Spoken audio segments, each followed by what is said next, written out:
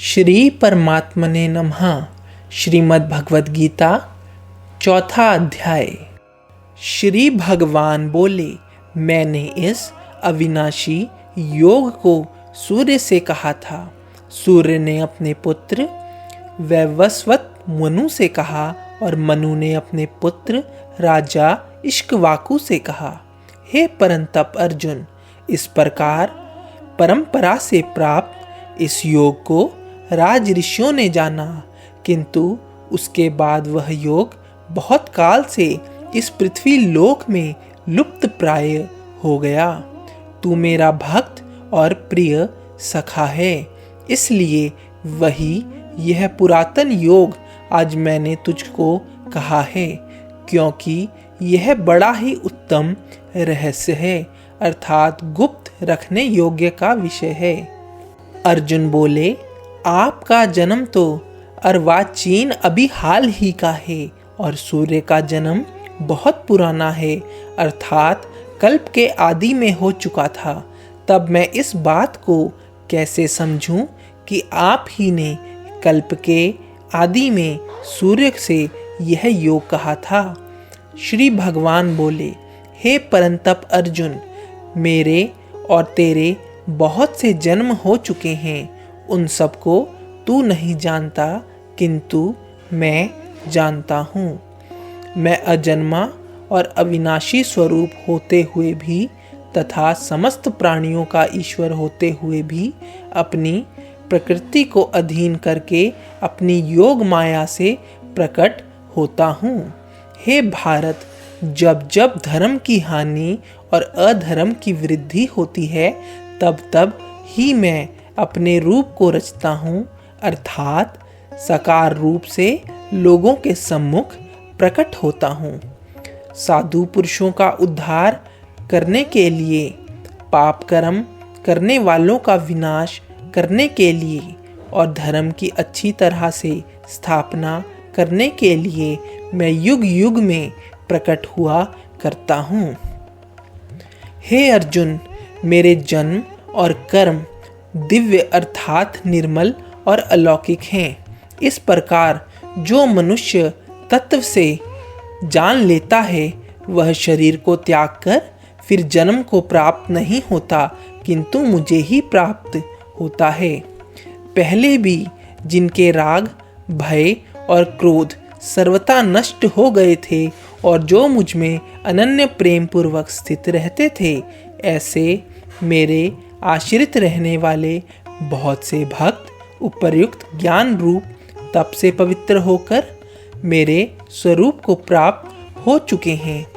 हे अर्जुन, जो भक्त मुझे जिस प्रकार भजते हैं, मैं भी उनको उसी प्रकार भजता हूँ, क्योंकि सभी मनुष्य सब प्रकार से मेरे ही मार्ग का अनुसरण करते हैं।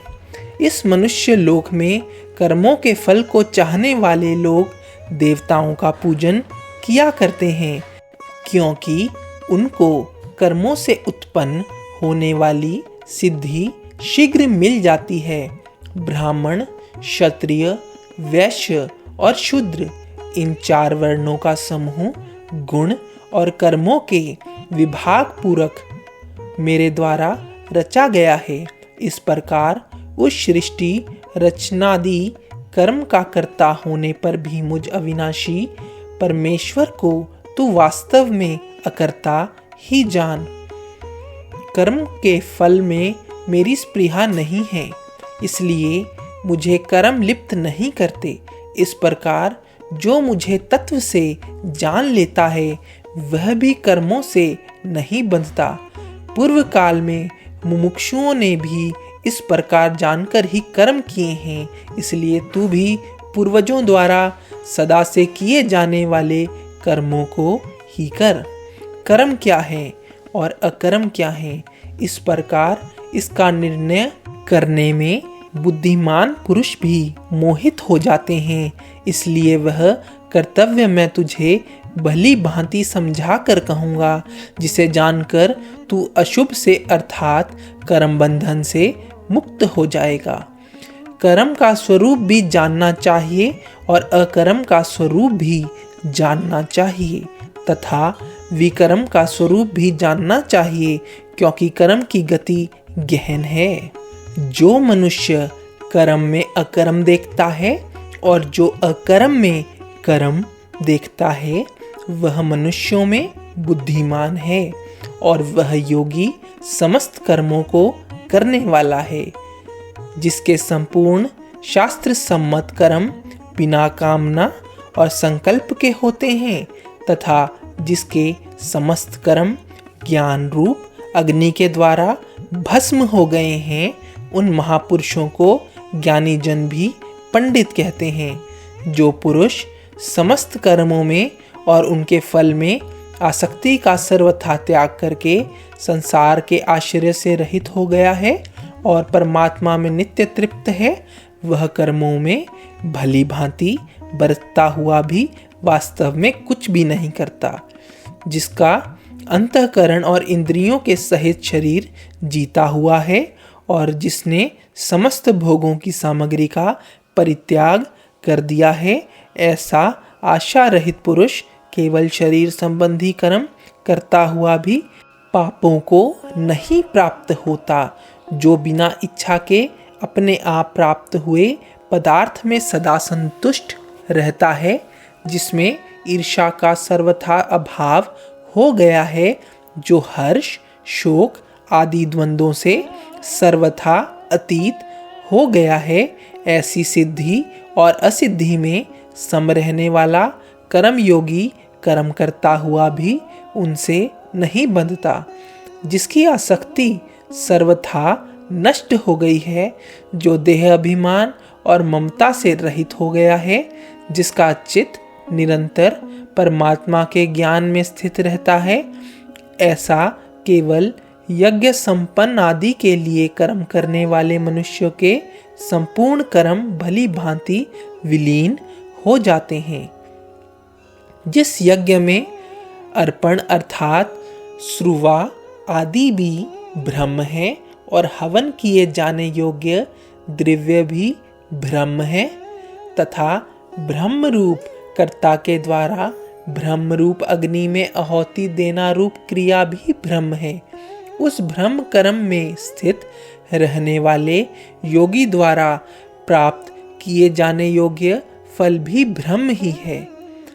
दूसरे योगी जन देवताओं के पूजन रूप यज्ञ का ही भली भांति अनुष्ठान किया करते हैं और अन्य योगी जन पर ब्रह्म परमात्मा रूप अग्नि में अभेद दर्शन रूप यज्ञ के द्वारा ही आत्मा रूप यज्ञ का हवन किया करते हैं।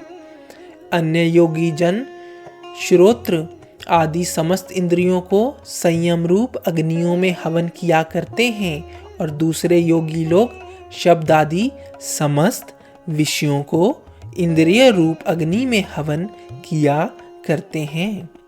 दूसरे योगी जन इंद्रियों की संपूर्ण क्रियाओं को और प्राणों की समस्त क्रियाओं को ज्ञान से प्रकाशित आत्म संयम योग रूप अग्नि में हवन किया करते हैं।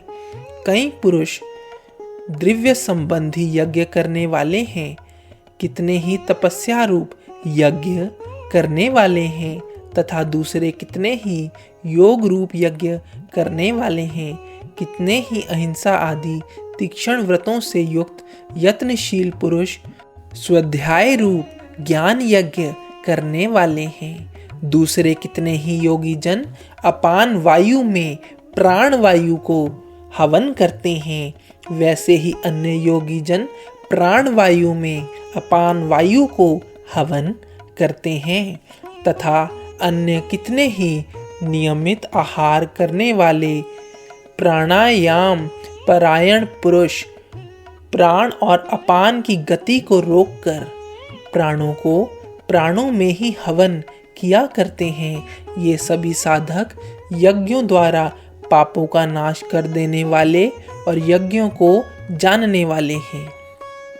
हे कुरुश्रेष्ठ अर्जुन, यज्ञ से बचे हुए अमृत का अनुभव करने वाले योगी जन सनातन पर ब्रह्म परमात्मा को प्राप्त होते हैं और यज्ञ ना करने वाले पुरुष के लिए तो यह मनुष्य लोक भी सुखदायक नहीं है, फिर परलोक कैसे सुखदायी हो सकता है। इसी प्रकार और भी बहुत तरह के यज्ञ वेद की वाणी में विस्तार से कहे गए हैं। उन सबको तू मन, इंद्रिय और शरीर की क्रिया द्वारा संपन्न होने वाले जान। इस प्रकार तत्व से जानकर उनके अनुष्ठान द्वारा तू कर्म बंधन से सर्वथा मुक्त हो जाएगा। हे परंतप अर्जुन, द्रव्यमय यज्ञ की अपेक्षा ज्ञान यज्ञ अत्यंत श्रेष्ठ है तथा यावन मात्र संपूर्ण कर्म ज्ञान में समाप्त हो जाते हैं। उस ज्ञान को तू तत्वदर्शी ज्ञानियों के पास जाकर समझ, उसको भली भांति दंडवत प्रणाम करके, उनकी सेवा करके और कपट छोड़कर सरलता पूर्वक प्रश्न करने से वे परमात्मा तत्व को भली भांति जानने वाले ज्ञानी महात्मा तुझे उस तत्व ज्ञान का उपदेश करेंगे, जिसको जानकर फिर तू इस प्रकार मोह को नहीं प्राप्त होगा।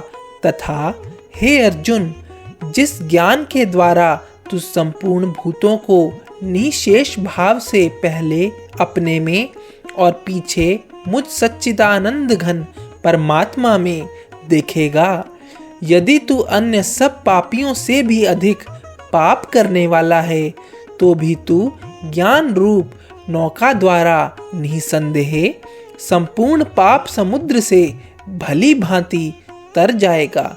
क्योंकि हे अर्जुन, जैसे प्रज्वलित अग्नि ईंधन को भस्ममय कर देती है, वैसे ही ज्ञान रूप अग्नि संपूर्ण कर्मों को भस्ममय कर देता है। इस संसार में ज्ञान के समान पवित्र करने वाला निसंदेह कुछ भी नहीं है। उस ज्ञान को कितने ही काल से कर्म योग के द्वारा शुद्धांतकरण हुआ मनुष्य अपने आप में ही आत्मा में पा लेता है। जितेंद्रिय, साधन पारायण और श्रद्धावान मनुष्य ज्ञान को प्राप्त होता है तथा ज्ञान को प्राप्त होकर वह बिना विलंब के तत्काल ही भगवत प्राप्ति रूप परम शांति को प्राप्त हो जाता है। विवेकहीन और श्रद्धा रहित संशय युक्त मनुष्य परमार्थ से अवश्य भ्रष्ट हो जाते हैं। ऐसे संशय युक्त मनुष्य के लिए ना यह लोक है, ना परलोक है और ना सुख ही है।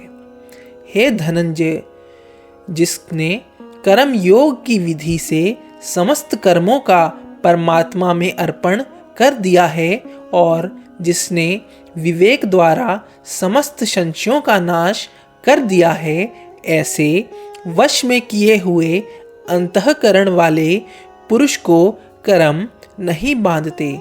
इसलिए हे भरतवंशी अर्जुन, तू हृदय में स्थित इस अज्ञान जनित अपने संशय का विवेक ज्ञान रूप तलवार द्वारा छेदन करके समतव रूप कर्म योग में स्थित हो जा और युद्ध के लिए खड़ा हो जा।